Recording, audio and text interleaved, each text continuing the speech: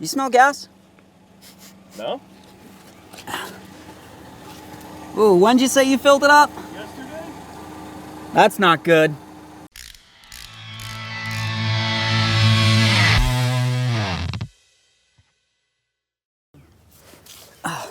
All right, let's get this thing in the studio. Hey friends, it's Len here from 1A Auto. So in this car, I could smell that there was a strong fuel smell in the air while it was outside. It's not even an enclosed area. Of course, I wanted to bring it in the studio so I can get it on a nice flat level surface so I can take a closer look. Once I parked it, I took a peek underneath. I want to make sure I don't see any fuel on the ground. If you can see fuel, you obviously have a leak someplace and it's more than likely going to be pretty apparent. In our case, it wasn't.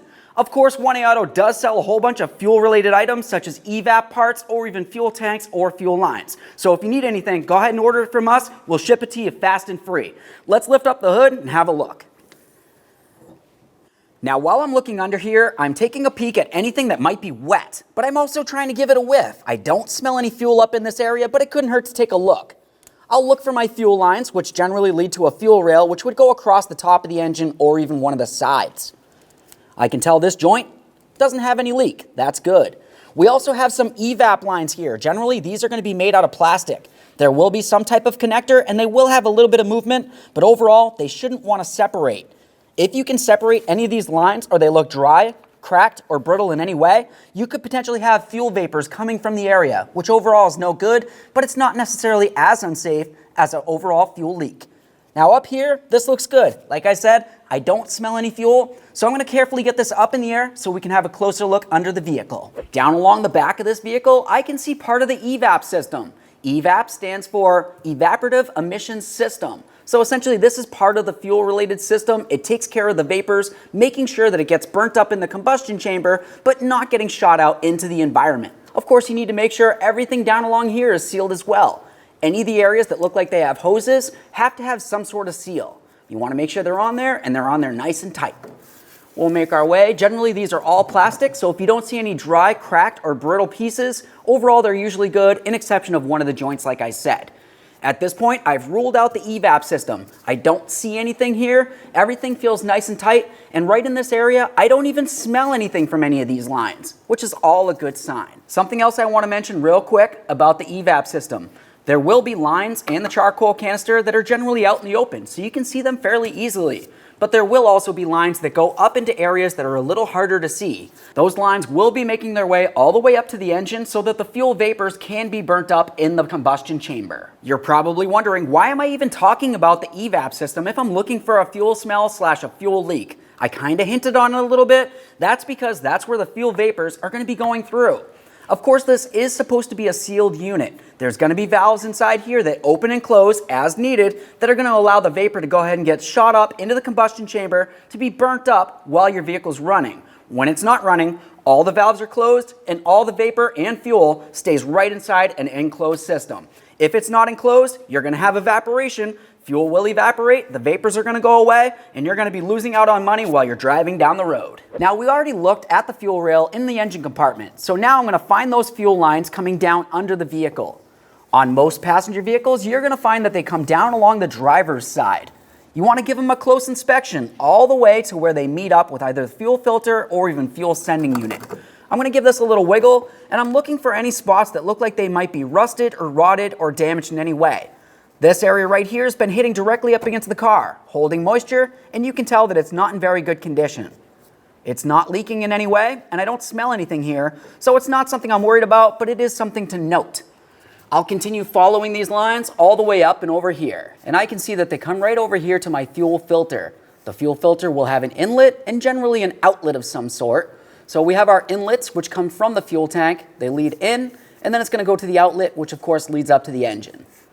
We'll just give everything a thorough inspection. Generally, for the plastic lines, you're going to check them the same way you did for the EVAP lines. Make sure they don't seem loose, they're not falling apart, and generally for these, if they do have an issue with the O-rings, you're going to see liquid coming down. The liquid will be gas, so of course, anytime you're doing anything with this, make sure you have hand and eye protection and you're far enough away from any sparks or flames. Okay, so we've talked about EVAP system, we've talked about fuel lines making their way down to the fuel filter, and then of course where it's supposed to lead down towards the fuel tank. We have not talked about the filler neck. Just go ahead and put gas in outside the vehicle. It's going to make its way all the way down here to the fuel tank. Of course, if any of this was rusted or rotted, there could potentially be a little bit of a seep coming from this, and any type of seep with gasoline is going to have fuel vapors. Ours overall is nice and strong, so I'm not so worried about that. On most common vehicles, you're going to find that you have a plastic fuel tank. Back in the olden days, they used to use a steel tank. They used to rust and rot and leak. So they switched it to plastic. It's much less likely to rot, but there is generally an area on the fuel tank that can have an issue, which is what we're going to have to talk about right now. Oh, well, now I got this tank down and there's a lot of rust up here, even though it's a plastic tank. I had to get this all off of here.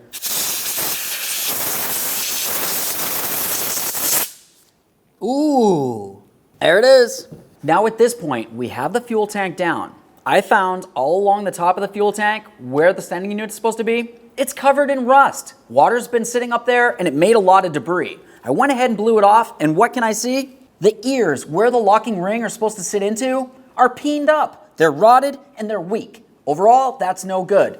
Like I said before, plastic fuel tanks generally aren't gonna rot, but they will have a metal area on it for the locking clip on most of these fuel tanks.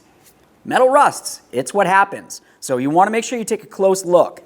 Looking at this and getting close, now I can smell that fuel vapor. Of course, it could be from some of the open lines that I have, but I can smell it all in this area. It's something that I wouldn't have seen unless I took down the tank. Well, since I got it down, let's pop it open and have a better look. Let's get the wiring off of here. Ooh, yeah, that's got some debris in there as well. Anyway, now we can start dealing with this. We want to make sure that we check the lines. Well, that was pretty weak already, obviously. Just kind of came right off. Anyway, let's continue on. I'm going to continue by removing this locking ring. Now looking at it, you can see that this is something that I have to turn counterclockwise. It has these ears that are supposed to fit underneath this area. Now those little ears that you can see that are sticking up are the part of the fuel tank. They're not supposed to be like that.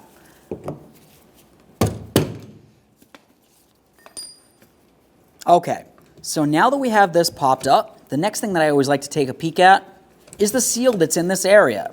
This seal is super important. It's going to be a seal that goes in between the fuel tank and the pump assembly itself. It's supposed to make sure fuel can't splash its way out and the vapors stay in as they should. As you can tell, this one's extremely dry rotted and cracked. It's very unsafe overall. You don't want to mess with fuel or the vapors. So this is something that you'd want to take care of. Now, while I have this apart and you can clearly see it, you can tell that the ears on the gas tank itself were rotted, weak, and they kind of peened up a little bit. You could try to push them back down and maybe get it to sit on there and it feels okay, but more than likely, being rotted and weak like what I just showed you, they're going to just kind of make their way back up again, and you might even have an issue where gasoline splashes its way out of the top of the fuel tank.